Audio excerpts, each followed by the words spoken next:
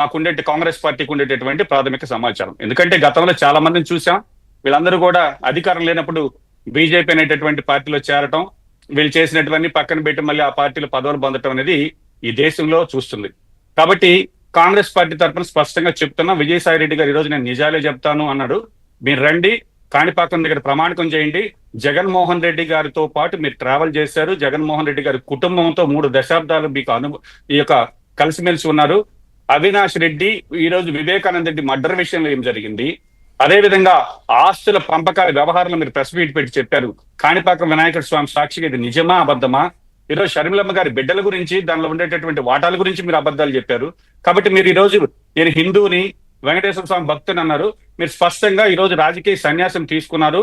ఈ రోజు ఏ పార్టీకి మీకు సంబంధం లేదు. కాబట్టి ఇకనైనా మీరు వచ్చి కాణిపాకం దగ్గర ప్రమాణకం చేసి, ఈ విధంగా లిక్కర్ కేసులో కావచ్చు, శాండ్ లో కావచ్చు, మా జగన్మోహన్ రెడ్డితో పాటు మేము అవినీతి పరడం కాదు, అది మొత్తం కూడా అప్రూవర్ గా మారి గతంలో ఈ 5 ఏళ్ల అవినీతి పరిపాలన ఏమి జరిగింది అనేటటువంటి విషయం స్పష్టంగా విజయసాయి రెడ్డి గారు చెప్పగలిగి ఉండాలి.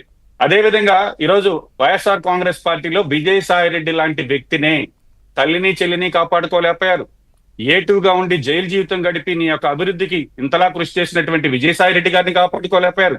నమ్మి జెండా మోసినటువంటి కార్యకర్తలు పనులు చేస్తే ఆ బిల్లులు ఇక 10-12 సంవత్సరాలు నీతో పాటు నడిచిన కార్యకర్తలు నాశనం అయిపోయారు. నిన్ను భుజాన్ని వెతుక్కున్నటువంటి ఒక కులం, ఆ కులం మనుగడే ఈరోజు ప్రశ్నార్థకరంలో పడేటటువంటి పరిస్థితి ఏర్పడింది. కాబట్టి ఈరోజు అందరూ కూడా తిరిగి ఇటువంటి వ్యక్తితో మనం ట్రావెల్ చేస్తే, జగన్మోహన్ రెడ్డి లాంటి వ్యక్తి వెంట మళ్ళీ తిరిగి నడిస్తే ఏం జరుగుతుందనేటటువంటి పరిస్థితిలో ఉన్నారు. కాబట్టి రాజశేఖర రెడ్డి గారి అభిమానులంతా కూడా మరొకసారి ఆలోచించమని కాంగ్రెస్ పార్టీ తరఫున వేడుకుంటున్నాం.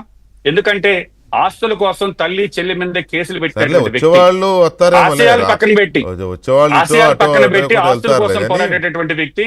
కాబట్టి ఈ రోజు కాంగ్రెస్ పార్టీ శ్రేణులన్నీ కూడా మళ్ళీ తిరిగి కాంగ్రెస్ గూటికి చేరాలని కాంగ్రెస్ పార్టీ తరఫున మేము స్వాగతిస్తున్నాం. అదే అది మీరు ప్రయత్నం చేసుకోండి సార్, నేను కాదనట్లేదు, తప్పేం లేదు. వాళ్ళంతా మీ వాళ్ళే, మెజారిటీ వైసీపీలో ఉన్న వాళ్ళు, మీ పార్టీ నాయకులు. ఈ రోజు కాంగ్రెస్ పార్టీ తరఫున డిమాండ్ చేస్తున్నాం, కూటమి నేతలు స్పష్టంగా తిరిగి విజయసాయి రెడ్డి గారిని కూటమి ప్రభుత్వంలో, అదేవిధంగా కేంద్రంలో ఏదో ఒక రాష్ట్రాన్ని గవర్నర్ గా పంపరాని గాని, లేదా ఈ కేసులు మేము కొనసాగించి వీటి మీద విచారణ జరుపుతాను కానీ స్పష్టంగా చెప్పాల్సినటువంటి అవసరం లేదు. పట్టాభి గారు చెప్పారు, మేమైతే అనుకోవట్లేదు. ఎందుకంటే ఆ యొక్క ట్వీట్ లోనే అర్థమవుతుంది, పవన్ నాకు చిరకాల మిత్రుడు, అది ఇప్పుడు గుర్తుకొచ్చిందా? ఎలక్షన్స్ ముందు చెప్పొచ్చు కదా. అదేవిధంగా చంద్రబాబు గారితో నాకు వ్యక్తిగతంగా ఎటువంటి ఇబ్బంది ఇది లేదు, ఓన్లీ రాజకీయంగా అనుకున్నప్పుడు మీరు పెట్టినటువంటి ట్వీట్లన్నీ వ్యక్తిగతంగానే పెట్టారు. రాజకీయంగా పెట్టిన ట్వీట్లు అయితే రాజకీయాలు మాట్లాడతారు. పప్పు నాయుడు గారు, ఆ నాయుడు ఈ నాయుడు అని ఆ రోజు వ్యక్తిగతంగానే ట్వీట్ చేశారు తప్ప, మరి ఈ రోజు విజయసాయి రెడ్డి గారికి అంత జ్ఞానోదయం ఎందుకైందో మాకు అర్థం కావట్లా. రెండోది, అమిత్ షా గారు వచ్చారు, చర్చలు జరిగాయి. పవన్ కళ్యాణ్ గారు, చంద్రబాబు గారు, అమిత్ షా గారు చర్చలు, ఈ అంశం కూడా ఒక అంశం. మాకుండే ప్రాథమిక సమాచారం ప్రకారం ఆయన రాజకీయాల నుంచి తప్పుకొని గవర్నర్ పదవి పొందడానికి పెద్ద ఎత్తులో నడిపినట్టుగా మీరు అన్నట్టు ఆ ప్రచారం కూడా ఉంది. అది ఎంతవరకు నిజమో అబద్ధం మనకు తెలియదు, కానీ మీరు అన్నది నిజమే. నిన్న కూడా జరుగుతోంది, నిన్న నుంచి వస్తుంది.